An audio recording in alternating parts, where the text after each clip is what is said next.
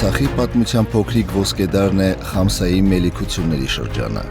Խամսան Արցախ Խաչենի իշխանատոհմերի ստեղծած 5 անդամ ունեցող զինական միության անվանումն է։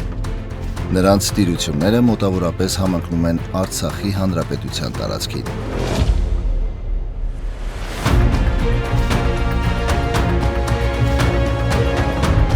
Սակայն այդ ոսկեդարին Արցախի պատմության ամենադաժան էջերից մեկն է նախորդել, երբ մի նվաճողին մյուսն էր հաջորդում, մի արշավանքին երկրորդը, կոտորածով, ավերներով ու բռնատեղահանություններով։ Ինչպես ամբողջ հայոց աշխարհի, այնպես էլ Արցախի համար դժնդակ էին հատկապես Լենգ Թեմուրի արշավանքները։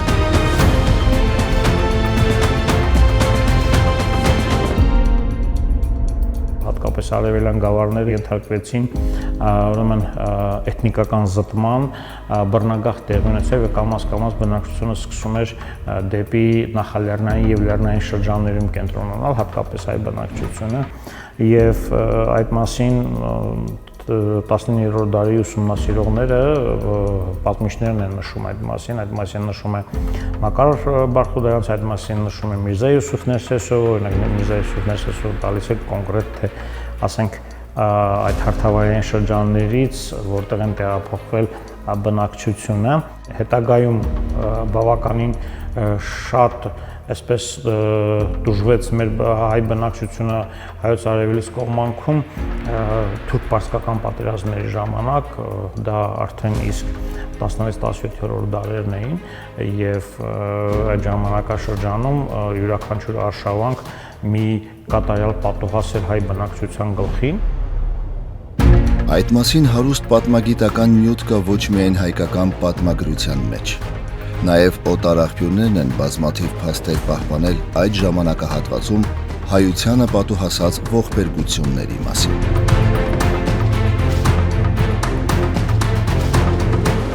Պարսից պատմագրության մեջ բավականին նյութեր կան, այդ թվում նաև այդ արշավանքների վերաբերյալ թուրքական աղբյուրներում եւ հենց այդ աղբյուրներից իմանում ենք, որ օրինակ 1570 թվականի Մուստաֆա Լալա Փաշայի գլխավորությամբ եւ այնուհետեւ 1580 թվականի Օսման Յոզդեմիրի գլխավորած թուրք հանգամանքների ինչպիսի ավերածություններ են գործել Արցախում, հատկապես այդ ուրեմն շատ էին սպանությունները, գերեվարումները, բռնագաղթը եւ հատկապես շատ էր տուժել պատմական Վակոնից գավառը, Ծար գավառը, այսինքն Խարվաճար եւ Քաշաթաղի շրջանները, այնուհետեւ նշվում է, որ բազմաթիվ ավերածություններ է տեղի ունեցել եւ բնակչության բռնագաղթ է տեղի ունեցել Դիզակից, Վարանդայից, Խաչենից։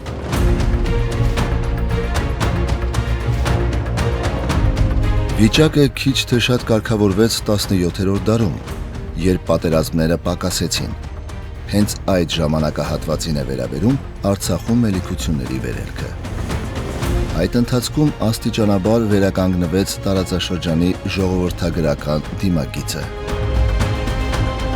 Հայերը կրկին հաստատվեցին իրենց բնիկ տարածքներում։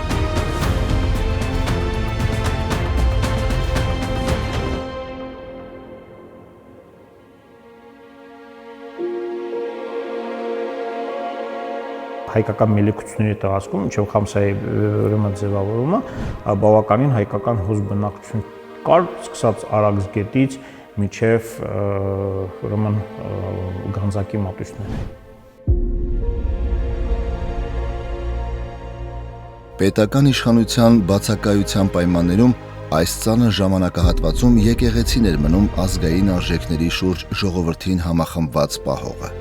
Արցախում այդ առաքելությունը աղվանից կաթողիկոսությանն էր վերապահված Էջմիածնի գահերեցությամբ։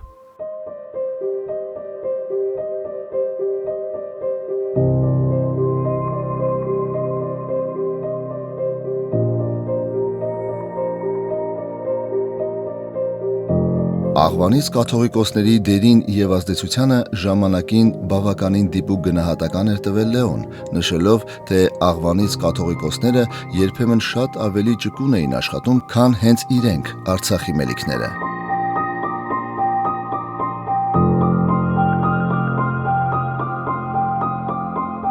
շատ կաթողիկոսների անուններ կարելի է թվարկել, որոնք որ յուրաքանչյուրը յուրովի տարբեր ոլորտներում, ասենք ժողովրդի հոգսերը թեթևացնելու, ժողովրդի ազատությունը պահելու, պաշտպանելու գործով, բայց կարծում եմ պետք է մենք առանձնացնենք այս կաթողիկոսներից Պետրոս Խանցկեցի կաթողիկոսին, որը նույնպես փաստորեն հիմք դրեց այն դիվանագիտությանը, որ այսինքն ժողովրդին փրկելու համար, ժողովրդին օտարի տիրապետությունից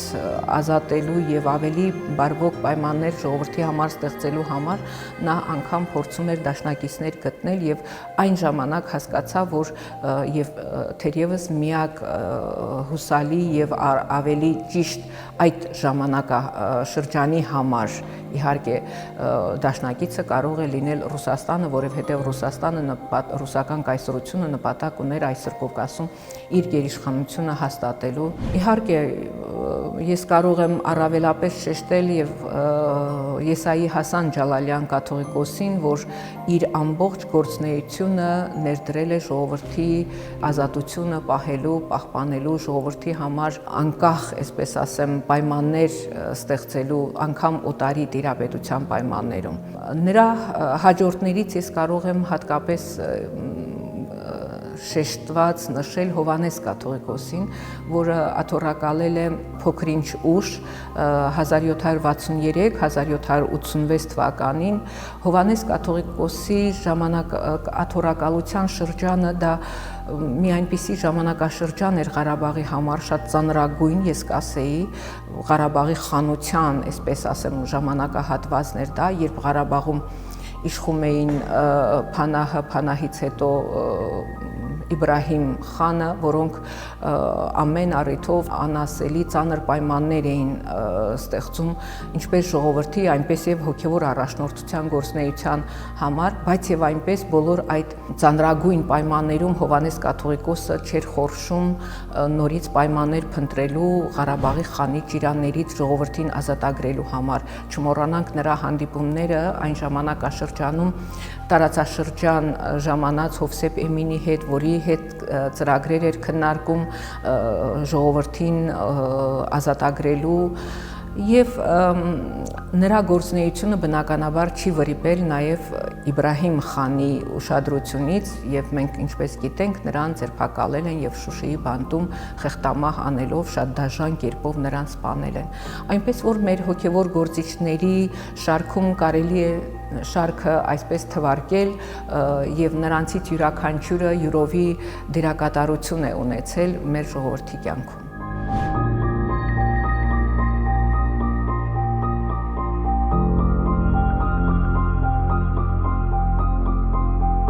Ամենամեծ առաքելությունը թերևս այն էր, որ նույնիսկ ամենադժվար ժամանակներում հայկական աշխարհում պահպանվեց հայկական շունչն ու մշակույթը, գիրն ու ոգին։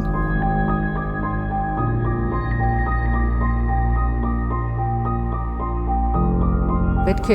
նշենք, որ 16-17-րդ դարերում պարսկական տիրապետության այո ժամանակաշրջաններ դա, բայց եւ այնպես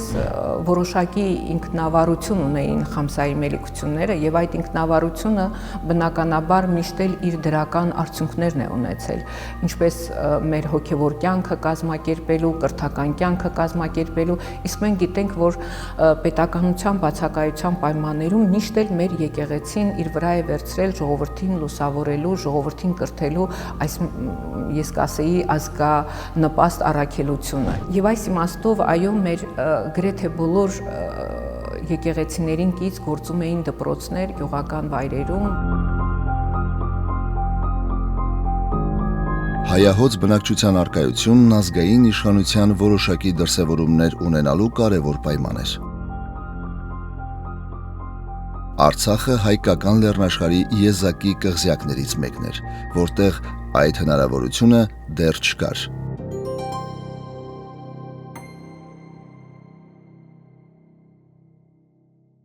Համաձայն ձեռագիր ու վեմագիր աղբյուրների,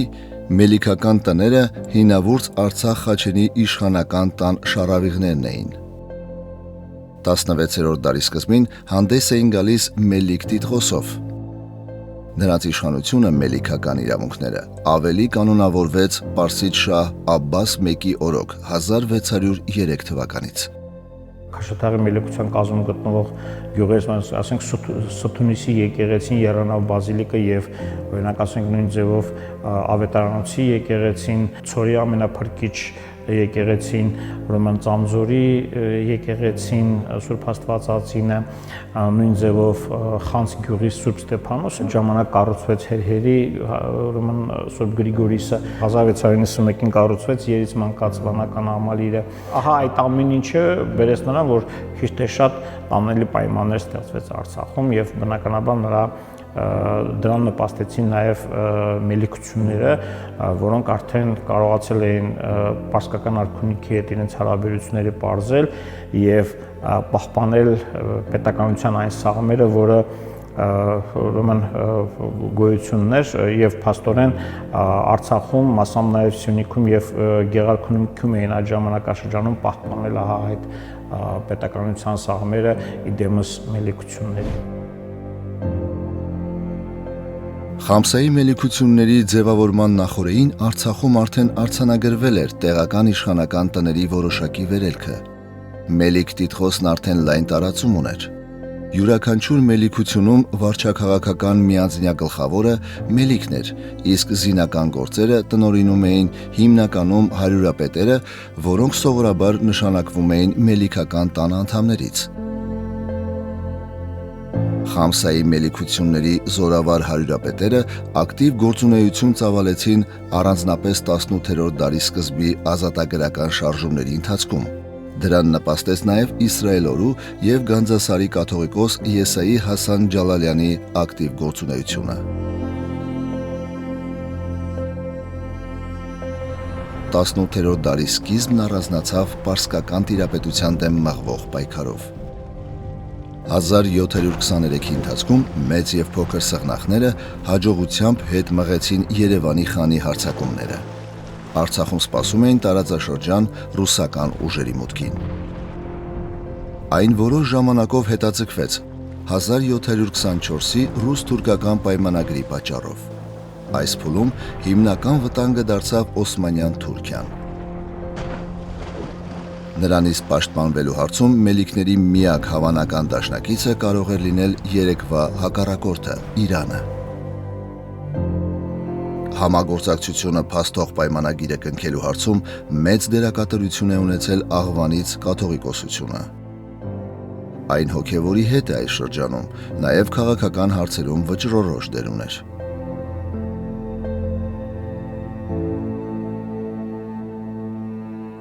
Պայմանագրի ստորագրումը տեղի է ունեցել Գանձակում 1724 թվականին, որի տակ ստորագրել է հենց Աղվանից Եսայի կաթողիկոսը, նաև Երից մանկանց հակաաթոռ թեկուզ եւ հռչակված Ներսես կաթողիկոսը։ Այնպես որ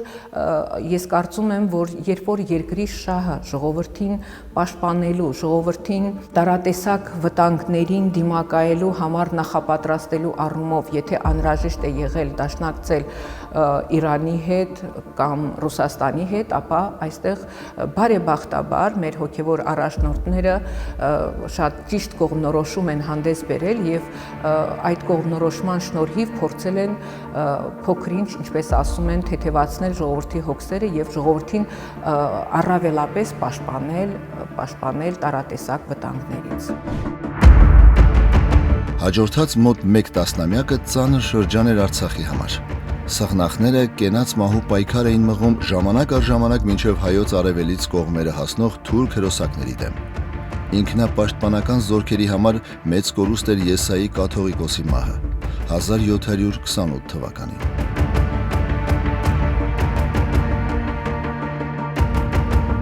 Որոշ մելիքներ անգամ իրենց զինական ուժերով Արցախից Ռուսաստան մեկնեցին։ Մեծամասնությունը սակայն մնաց եւ շարունակեց դիմադրել թուրքական հարձակումներին, ժամանակ առ ժամանակ պարսիկների հետ դաշնակցելով։ 1736 թվականին հայոց մյուս զորքերի հետ Խամսայի մելիքությունները մեծապես օգնել են Նադիր Շահին, Անդրկովկասից դուրս քշելու թուրքերին։ Հենց Նադիր Շահի կողմից էլ նաև այդ ընթացքում նրան ցուցաբերած օգնության դիմաց Արցախի 5 մելիքությունների միությունը բավականին արտոնյալ կարգավիճակ ստացավ պարսկական տիրության կազմում։ Խամսայի մելիքությունների դաշնակցության մեջ էին մտնում Գյուլիստանի, Ջրաբերդի, Խաչենի,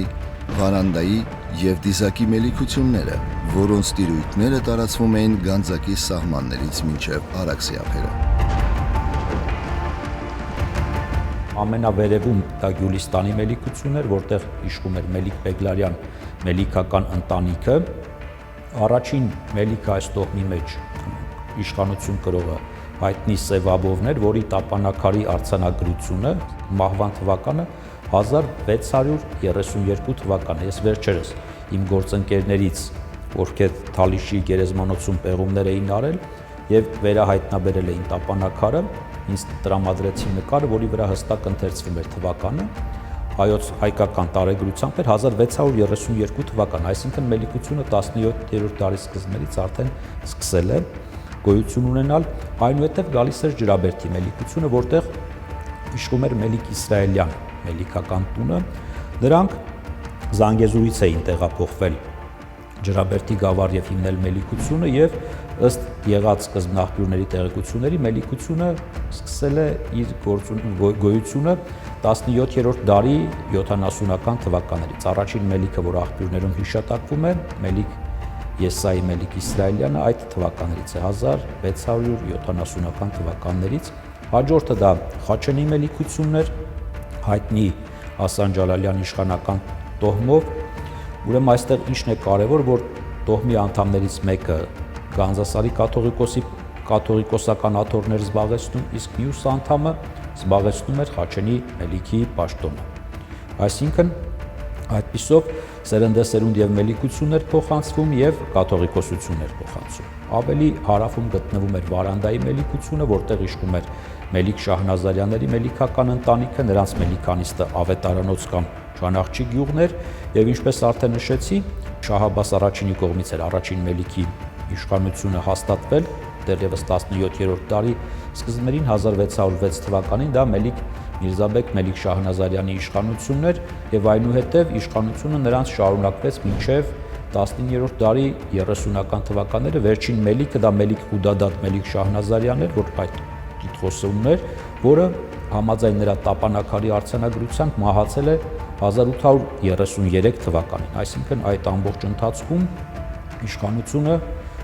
ժառանգաբար եղել է նրանց ձեռքում, սկսած 17-րդ դարի սկզբներից մինչև 1833 թվական։ Իհարկե տոհմի շարավիղները հետագայում եւս շարունակել են ապրել այդ տարածքում եւ հայտնի մեծ հողատերեր են եղել։ Իսկ Արաքսին մոտիկ Արաքսի հովիտը զբաղեցնող ժամանակակից Հադրութի շրջանի տեղում էլ գտնվում էր Դիզակի մելիքությունը, որտեղ իշխում էր Մելիք Եգանյանների հայտնի տոհմը, այստեղ տոհմի նշանավոր ներկայացուցիչը Մելիք Եգանն էր, մելիքանիստը Տողավանն էր եւ այնտեղ պահպանվել էր նրա ապարանքը, որի վրա իր հայտնի արձանագրությունը կա, որտեղ իր ընդհանրապես անցած ուղին է ներկայացնում, իր պատմությունը, արձանագրությունը թվագրված է 1737 թվականով, Նադիր Շահի իշխանության շրջանում նա եղել է Արցախի մելիքությունների գահերեցը։ Մելիքությունների ձևավորումը թույլ տվեց կայունացնել Արցախի ժողովրդագրական դիմագիծը։ Անվերջ պատերազմներն ու կողոպուտները նպաստել էին արտագաղթին, սակայն իրավիճակի կայունացումը նպաստեց, որ բնիկ հայկական տարը կրկին ամրանա իր հողում։ Թվերը դա են փաստում, ընդ որում ոչ միայն հայկական, այլև ռուսական աղբյուրների թվերը։ Այդ աղբյուրների ուսումնասիրման ժամանակ մենք տեսնում ենք, որ Արցախը բավական հոզ բնակչությունն է, մոտ 100,000 ընտանիքի մասին է խոսքը, եթե մենք վերցնում ենք որպես ուրեմն հիմք փոքր ընտանիքը, այսինքն ընտանիքի բջիջը, որը 5 հոգուց էր բաղկացած, ապա որը եւ նաեւ որոշակի արժանահավատ թիվ է եւ ուսումնասիրողները այդ մասին նույնպես ուրեմն գրել են 500,000 մարդ, այսինքն կես միլիոն մարդ էր Արցախի տարածքում։ Ի սկզբանե Նադիր Շահը բավականին լայն արտոնություններ էր տվել Խամսայի մելիքություններին, հատկապես ներքին հարցերում։ Ավելի ուշ այդ արտոնությունները միայն ավելացան, կիսանկախ վիճակն էլ վերահաստատվեց։ Մելիքների իրավունքը հաստատվում էր Իրանի շահերի հրովարտակներով։ Այժմ բարեբախտաբար որոշ հրովարտակներ մեզ հասել են ու վերջին շրջանում նմանատիպ մի քանի հրովարտակներ Մատենադարանի պարսկերեն հրովարտակները շարքի մեջ տպագրվեցին, այսինքն բնակչությունը համախոսականով դիմել է Իրանի շահին, Սեֆյան շահին եւ Սեֆյան շահը հաստատել է նրանց իրավազորությունը յուրաքանչյուրին կոնկրետ իր մելիքության վրա։ Սովորաբար, երբ որ հայրը վախճանվում էր, մելիքը դիմում էին շահին եւ նա հաստատում էր ավագ որդուն որպես մելիք։ Այդպես ժառանգական կարգը պահպանվում էր։ Իսկ կրտսեր որդիները մելիք կոչվել են բեկեր։ Դրանք հիմնականում կամ եղել են զորապետեր, շատ հաճախ նրանց ուղարկել են Էջմիածին կամ Գանձասար սովորելու եւ նրանք զբաղեցրել են տեղական վանքերի որևէ մեկի վանահոր պաշտոնը։ Խամսայի մելիքությունների ժամանակահատվածը տարածաշրջանի հայությանը շունչ քաշելու ժամանակ տվեց։